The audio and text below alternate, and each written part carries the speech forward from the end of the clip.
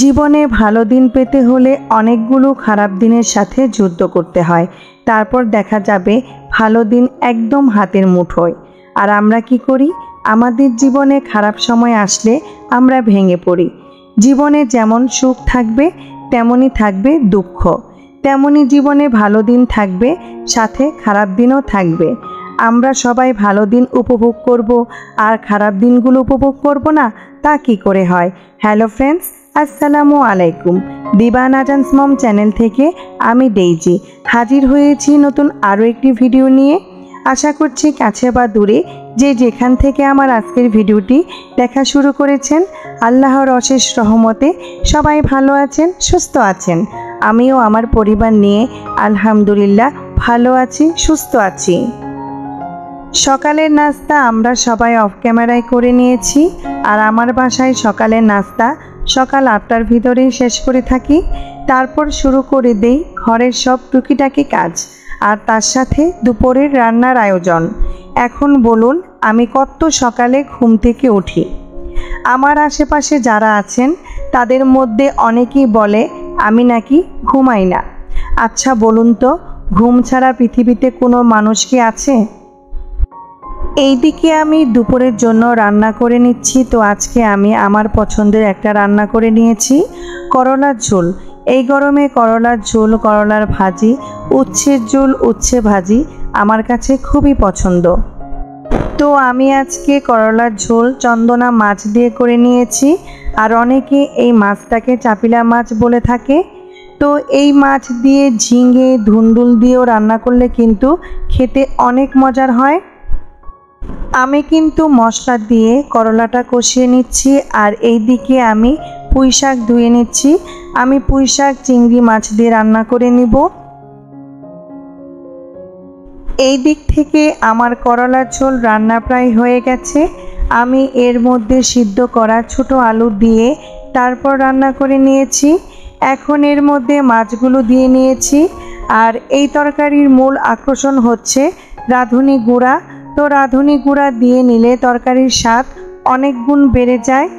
তো আমি এখানে কালো কুচকুচে একটা কড়াইতে রাঁধুনি হালকা টেলে নিয়েছি, তারপর গুঁড়ো করে তরকারিতে দিয়ে নিয়েছি।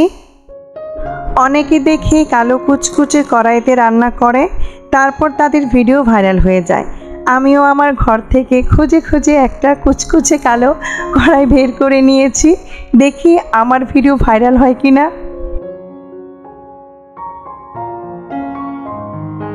এরই মধ্যে আমার করলার ঝোল রান্না হয়ে গেছে। তো এটাকে আমি একটা বাটিতে বেড়ে নিয়েছি।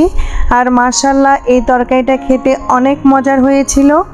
তো এতক্ষণ ধরে যারা আমার ভিডিওটি দেখা শুরু করেছেন তারা প্লিজ একটি লাইক দিয়ে আমার পুরো ভিডিওটি কন্টিনিউ করবেন। আর এখনও যারা আমার চ্যানেলটি সাবস্ক্রাইব করেননি, চাইলে আমার চ্যানেলটি সাবস্ক্রাইব করে আমার চ্যানেলের পাশে থেকে যেতে পারেন। এরই মধ্যে আমার চ্যানেলে অনেক নতুন আপু ভাইয়ারা জয়েন হয়েছেন, তাদের সবাইকে জানাই অসংখ্য ধন্যবাদ। আশা করি শেষ পর্যন্ত আমার পাশেই থাকবেন। তো অনেকে আছেন আমার চ্যানেল ভিজিট করে আর ভিডিও দেখে না, আর ভিজিট করে একটা কমেন্টস করেন পাশে আছি, পাশে থেকো, এরপর আমার অন্য কোনো ভিডিওতে আপনাদের দেখা যায় না।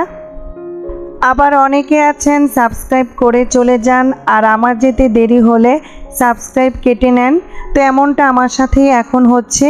তো তাদের উদ্দেশ্যেই বলছি, সাবস্ক্রাইব পাওয়ার জন্য যদি সাবস্ক্রাইব করেন তাহলে আমি সাবস্ক্রাইব করব না। আমি কখনো কারো কমেন্টস বক্সে গিয়ে কখনো বলিনি আমার পাশে থাকবেন। আমি মনে করি আমার কাজের মান যদি ভালো হয় তাহলে আমার কাজকে ভালোবেসে আমার চ্যানেলে ভিজিট করবেন। আমি যাদের চ্যানেল ভিজিট করি তাদের কাছ থেকে কিছু পাবার আশায় ভিজিট করি না। তাদের কাজ, তাদের ভিডিও ভালো বলে আমি ভিজিট করি। আমি মনে করি আমি যেহেতু তাদের ভিডিও দেখি, তারাও কোনো না কোনো সময় আমার চ্যানেলে আসবে, আমার ভিডিও দেখবে। আর ভিডিও যদি তাদের কাছে ভালো লেগে থাকে তাহলে একটা সময় আমার চ্যানেল ভিজিট করবে। আসলে এক একজনের কাজের ধরন এক এক রকম, এক একজনের কথা বলার স্টাইল এক এক রকম। তো যার যার জায়গা থেকে সে তার মতো কাজ করে যাচ্ছে, আমিও আমার জায়গা থেকে কাজ করে যাচ্ছি। জানি না কতটা ভালো করতে পারছি, তবে চেষ্টা করছি ভালো কিছু করতে। এখনও অনেক চ্যানেল আছে যাদের ভিডিও আমি দেখি, কিন্তু আমার চ্যানেলে তারা এখনও আসেনি। হয়তো আমার ভিডিও অনেকে দেখে, কিন্তু আমিও তাদের চ্যানেলে যেতে পারছি না। আসলে আমরা সবাই কোনো না কোনো দিক থেকে ব্যস্ত। আবার অনেকে আছেন যারা বড় ইউটিউবার, তাদের মধ্যে একটু ইগো কাজ করে, তো তাদের নিয়ে আমি কিছু বলছি না। আমরা যারা নতুন ইউটিউবার আছি তাদের উদ্দেশ্যেই বলছি, আমরা যতটুকু পারি সবাই সবার পাশে থেকে সাপোর্ট করব, তাহলে আমরা আমাদের সফলতা ইনশাল্লাহ পাবো। আর সত্যি বলতে আমার সব আপু ভাইয়ারা আমার থেকে অনেক ভালো ভিডিও তৈরি করে, সেটা আমাকে বলতেই হবে। তো এতক্ষণ ধরে অনেক বকবক করলাম, জানি না আমার এই কথায় কেউ কষ্ট পেয়েছেন কিনা। যদি কষ্ট পেয়ে থাকেন তাহলে অবশ্যই ক্ষমা দৃষ্টিতে দেখবেন।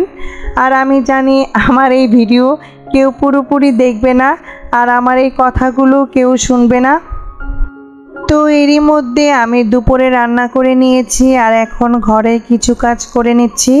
আসলে একটা সংসারে অনেক কাজ থাকে, সবটা ভিডিওতে ধারণ করা সম্ভব না।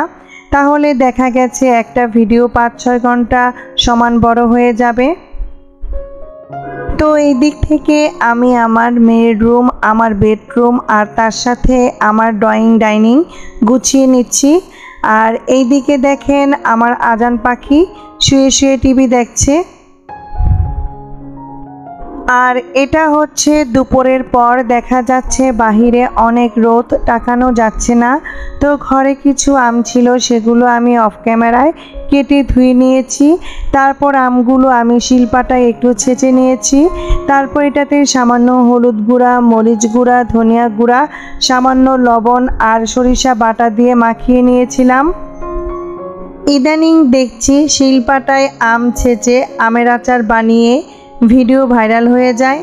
তো দেখি আমার ভাগ্যে কি আছে, আমার ভিডিও কোনোভাবে ভাইরাল হয় কি না।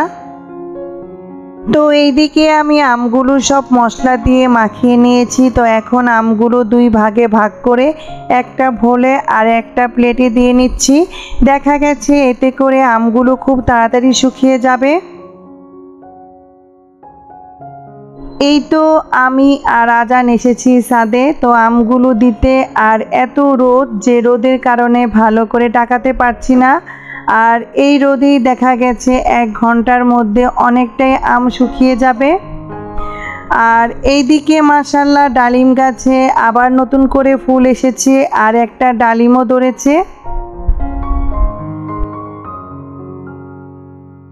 তো এটা হচ্ছে বিকালবেলা, এর মধ্যে আমগুলো ছাদ থেকে নিয়ে এসেছি। আর এখন আমি আমের আচার বানিয়ে নিব।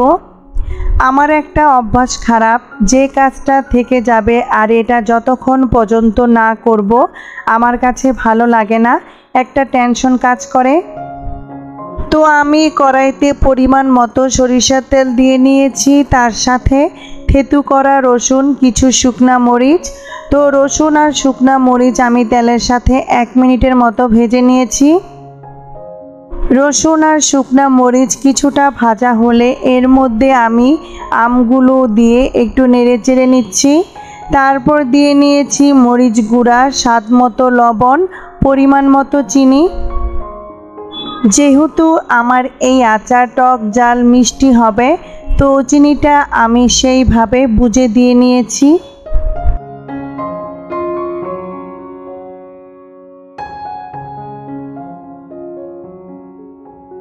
তো আমগুলো তেলের সাথে ভালোভাবে অনেকক্ষণ ভেজে নিয়েছি, এতে করে চিনিটা ভালোভাবে গলে আমের সাথে মিশে গেছে। তারপর এর মধ্যে দিয়ে নিয়েছিলাম 2 টেবিল চামচ পরিমাণ ভিনেগার, পরিমাণ মতো 5 ফোড়নের গুঁড়া আর স্বাদ মতো বিট লবণ। সব কিছু আমের সাথে মিশিয়ে নিচ্ছি। আর আমি এখানে আলাদা করে কোনো সরিষা বাটা দেইনি, কারণ আমি রোদে শুকানোর আগে আমের সাথে সরিষা বাটা দিয়ে নিয়েছি। আর সরিষা বাটা বেশি দিলে দেখা গেছে আমের আচারের মধ্যে একটা তেঁতু ভাব চলে আসে, আর বেশি দিন আচার রেখে দিলে আচারের কালারটা কালচে হয়ে যায়।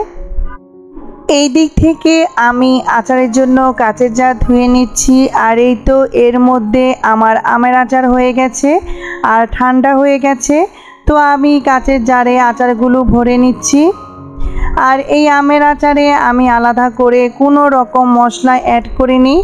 আর এই আচার ভাত, পোলাও, খিচুড়ির সাথে খেতে কিন্তু অনেক মজার হয়। আর খুব অল্প সময়ে অল্প মশলায় এই আমের আচার বানিয়ে নেওয়া যায়।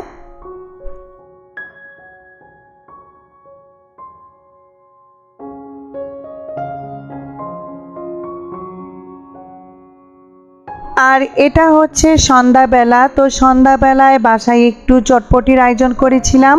তো আমার মেয়ে পেঁয়াজ, কাঁচামরিচ, ধনিয়া পাতা, শসা, টমেটো সব কিছু কেটে নিয়েছে। তারপর ডিম সিদ্ধ করে গ্রেট করে নিয়েছে, তেঁতুলের টক বানিয়ে নিয়েছে। আর আমি এই দিক থেকে চটপটির সাথে সব কিছু মিশিয়ে সবাইকে বাটিতে করে দিয়ে নিচ্ছি। আর এখানে আমি ফুচকাও দিয়েছিলাম, আর ফুচকাটা আমি বাহির থেকে কিনে নিয়ে এসেছি। তো এই ছিল আমার আজকের ভিডিও। তো আমার আজকের ভিডিও আপনাদের কাছে কেমন লেগেছে অবশ্যই কমেন্টস করে জানাবেন। তো চটপটি খেতে খেতে আজকের ভিডিও আমি এখানেই শেষ করে নিচ্ছি। আবার হাজির হব নতুন আরও একটি ভিডিও নিয়ে। ততক্ষণ পর্যন্ত সবাই ভালো থাকুন, সুস্থ থাকুন। আল্লাহ হাফেজ।